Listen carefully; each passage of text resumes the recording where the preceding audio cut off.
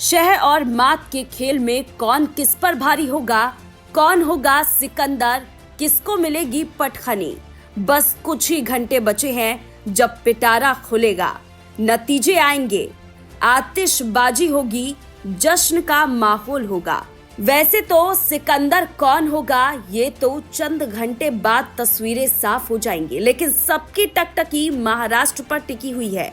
कई राज्यों के तमाम नेताओं के लिए आज की रात भारी है। राज्य में दोनों महागठबंधन अपने अपने हिसाब से अपनी अपनी सरकार बनाने का दावा कर रहे हैं। सीएम चेहरे को लेकर भी दोनों गठबंधन में बवाल मचा है। दोनों ही गठबंधन को ये सब निपटाने में समय लगना तो निश्चित है। इन सब के बीच ये जानना भी जरूरी है कि महाराष्ट्र विधानसभा का कार्यकाल 26 नवंबर को पूरा हो रहा है। इस तरह 3 दिन में नई सरकार का फैसला कैसे हो पाएगा। चुनाव परिणाम और महाराष्ट्र सरकार के कार्यकाल की समाप्ति के बीच महज 48 घंटे का ही वक्त है, यानी 2 दिन में महाराष्ट्र की नई सरकार को शपथ ले लेना है। लेकिन जिस तरह दोनों गठबंधनों यानी कि एमवीए और महायुति के भीतर मुख्यमंत्री पद को लेकर सिर्फ फुटअव्वल चल रहा है, उससे तो नहीं लगता कि नई सरकार को लेकर जल्द कोई फैसला हो सकेगा। अगर चुनाव नतीजों में दोनों गठबंधन आसपास सीट जुटाते हैं तो खरीद फरोख्त भी होगी। कुल मिलाकर 48 घंटे के कम समय में महाराष्ट्र की नई विधानसभा का गठन मुमकिन नहीं लगता। तमाम एग्जिट पोल को देखते हुए ऐसा लग रहा है कि दोनों गठबंधनों महायुति और महाविकास अघाड़ी के बीच बहुत मामूली सा ही अंतर होने वाला है। जाहिर है कि जब किसी भी पार्टी को बहुमत नहीं मिलेगा तो विधायकों की खरीद फरोख्त होगी। महाराष्ट्र में पूरी की पूरी पार्टी के एक गठबंधन से दूसरे गठबंधन में चले जाने का इतिहास रहा है। महायुति और महाविकास अघाड़ी दोनों में ही सीएम पद के लिए मारामारी करने वाले बहुतेरे लोग हैं। ऐसे में 48 घंटे में फैसला नहीं होता है तो राज्यपाल प्रदेश में राष्ट्रपति शासन की सिफारिश कर सकते हैं।